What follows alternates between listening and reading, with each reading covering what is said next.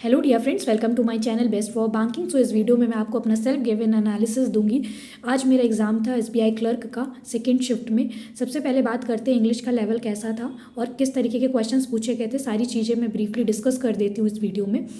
Cloze test के 7 questions देखने को मिले थे, A to F करके उसमें ब्लैंक्स दिए हुए थे। आरसी के 10 क्वेश्चंस देखने को मिले थे। 3 क्वेश्चन ऐसे थे, एक क्वेश्चन में फिलर था, 2 क्वेश्चन में सिनोनिम पूछे थे, एक राइट का सिनोनिम पूछा था, एक पोज का सिनोनिम पूछ रखा था। आप कंफर्म ज़रूर करिएगा आपने क्या मार्क कर रखा है। मैंने राइट का परफेक्टली मार्क किया हुआ है, पोज लेफ्ट किया हुआ है और पोज वाला क्वेश्चन मैंने अटेम्प्ट नहीं किया है। और एरर के 5 क्वेश्चंस देखने को थे, डुएबल ही थी। एक क्वेश्चन में थोड़ा सा मुझे प्रॉब्लम थी, मैंने लीव कर दिया है, बाकी सारी चीज़ें डुएबल लगी मुझे। एरर में एक वर्ड आया था हर्ट, उसका वर्ड यूसेज बताना था। वर्ड रिप्लेसमेंट के 3 क्वेश्चंस देखने को मिले थे। वर्ड फ्रेज रिप्लेसमेंट वाले जो क्वेश्चंस होते हैं वो आए थे 3 क्वेश्चंस। तो ये ओवरऑल था इंग्लिश का।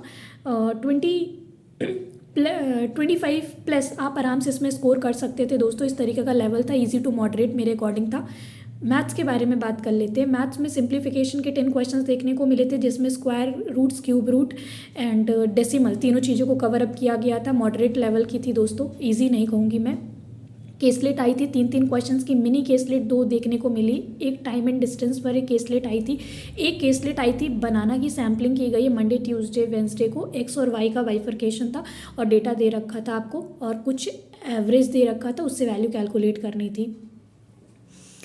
बाकी अर्थमेटिक के रिमेनिंग जितने क्वेश्चंस थे सारे के सारे अर्थमेटिक के थे। और एक क्वेश्चन था दोस्तों टाइम इन वर्क का। टाइम इन वर्क में 1 आवर 30 मिनट मेरा आंसर आ रहा था। प्लीज़ कंफर्म कर दीजिएगा अगर आपने भी सॉल्व किया हो तो। एक बार ग्राफ आई हुई थी। बार ग्राफ में जो गैपिंग थी वो टोटल 6 लाइंस की थी। 0 to 12 था, मतलब एक डिवीजन 2 का बन रहा था दोस्तों। इस तरीके से बार ग्राफ थी। इसके 5 क्वेश्चंस देखने को मिले थे। मॉडरेट लेवल थी। जो मेरे अटेम्प्ट हुए हैं वो इंग्लिश में तो मेरे अटेम्प्ट हैं 26 अटेम्प्ट है और मैथ्स में 22 अटेम्प्ट है। अब बात कर लेते हैं रीजनिंग की। रीजनिंग में 3 क्वेश्चंस देखने को मिले थे। सिलॉक्स के बिल्कुल सिंपल थे, आराम से बन रहे थे। 5 क्वेश्चंस थे अल्फ़ाबेट सीरीज़ पर थे और अल्फ़ाबेट सीरीज़ कह सकते हो आप मॉडरेट लेवल के, काफ़ी अच्छे लेवल के क्वेश्चंस थे दोस्तों। जिसने भी आज सेकंड शिफ्ट में दिया होगा उन्हें पता है कि एक अच्छा लेवल मेंटेन किया हुआ था अल्फ़ाबेट सीरीज़ ने।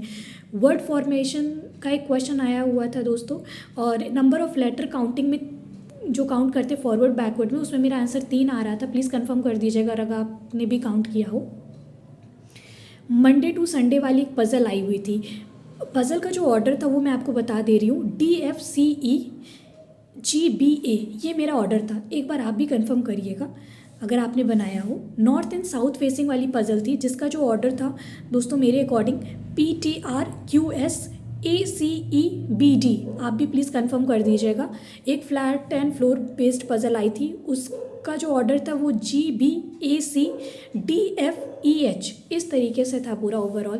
तो रीजनिंग का जो लेवल था वो आप बोल सकते हो ईजी था। सारी चीज़ें डुएबल थी एक्सेप्ट ब्लड रिलेशन। मैंने 3 क्वेश्चंस छोड़ दिए हैं ब्लड रिलेशन की, मुझे समझ नहीं आ रहा था। और बाकी थोड़ा सा कंफ्यूजिंग स्टेटमेंट पजल्स की लाइन में था नॉर्थ एंड साउथ में कि C is second from the one of any end. उसमें ये नहीं था कि सी एंड पे बैठा है। उसमें काफ़ी लोगों को कन्फ्यूजन हुई है आज दोस्तों। जो मेरे अटेम्प्ट रहे हैं वो 31 रहे हैं दोस्तों और ओवरऑल 79 क्वेश्चंस मैंने अटेम्प्ट किए हैं। होप सो क्या होता है देखते हैं। आप भी बताइएगा अगर आपने भी दिया हो। मिलते हैं नेक्स्ट वीडियो में। Thank you and have a nice day.